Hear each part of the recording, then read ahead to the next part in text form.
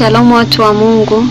Je, umeshawahi kujiuliza swali ya kwamba nilitamani au natamani ningeishi kipindi Yesu yupo duniani ili nimuone akiwa waziwazi kama tunavyoonana sisi kwa sisi? Umeshawahi kufikiria hilo swali? Kama ulishawahi kufikiria, basi hili ndio jibu. Kwanza tujadili, afu nitakusomea mstari mwishoni kusikiliza mpaka mwisho. Kwanza nipenda ufahamu ya kwamba hata mimi nimeshawahi kuwaza hivyo, ila Mungu ni Mungu mmoja tu.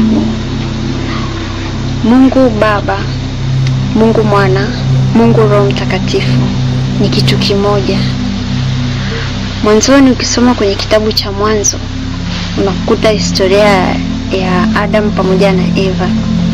Kipindi chao cha maisha Mungu alikuwa akiwatembelea. Alikuwa anawatembelea, wanazungumza pamoja na Mungu Baba, kulingana na maandiko jinsi anasema. Alafu ukija kwenye Agano Jipya, Yesu alikuja duniani akaja akakaa kwetu, akakaa kwa sisi wanadamu ulimwenguni kwetu. Alikaa pamoja na watu wake mpaka akamaliza ile kazi ambayo Mungu alimpa ifanye. Kisha baada ya hapo Roho Mtakatifu akaja na yeye, na mpaka sasa hivi Roho Mtakatifu yupo pamoja na sisi. Na kupitia Roho Mtakatifu sasa nikianza kueleza, Roho Mtakatifu ni Mungu kamili 100%. Ndio maana tukimuomba Mungu kupitia Roho Mtakatifu tunapata majibu. Huyu ni Mungu, yuko pamoja na sisi mpaka sasa hivi. Ukija kwa Yesu Kristo, alipokuwa na watu wake, walikuwa wakiona miujiza, walikuwa pia wakiponywa, walikuwa pia wakijisikia ile amani ndani ya mioyo yao, kwa sababu Yesu Kristo alikuwa ni Mungu 100%. Ukija kipindi cha Adam pamoja na Eva, pia pale Mungu alikuwa ni 100%. Mungu mwenyewe amekamilika.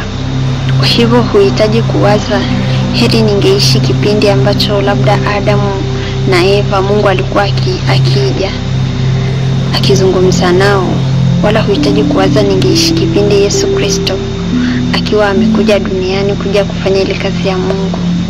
Unaona kama sasa hivi labda tuko na Roho Mtakatifu, Mungu hayupo. Mungu yupo, na Mungu alikuwepo na atazidi kuwepo na sisi.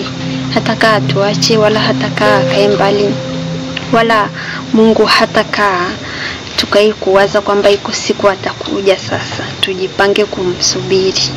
Kikubwa ni kuiweka imani yako kuwa sawa, kuamini katika Biblia, neno la Mungu, kulisoma na kulitumia kama ngao ya imani, na kusali pia na kushirikisha wengine pia neno la Mungu.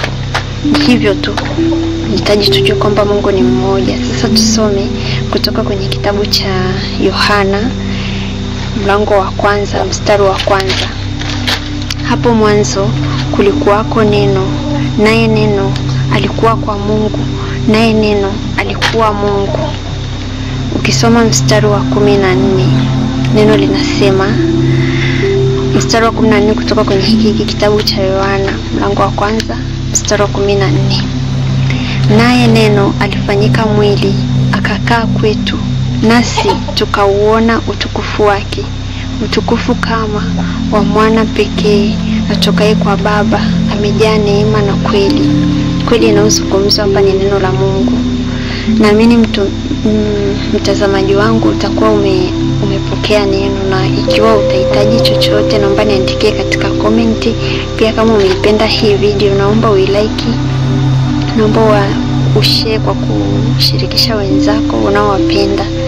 Pia naomba usubscribe kama bado hujasubscribe, ili tuweze kushirikishana mambo ya kiroho zaidi na neno la Mungu zaidi kutoka kwenye Biblia. Nawapenda sana watazamaji wangu. Mungu awabariki sana.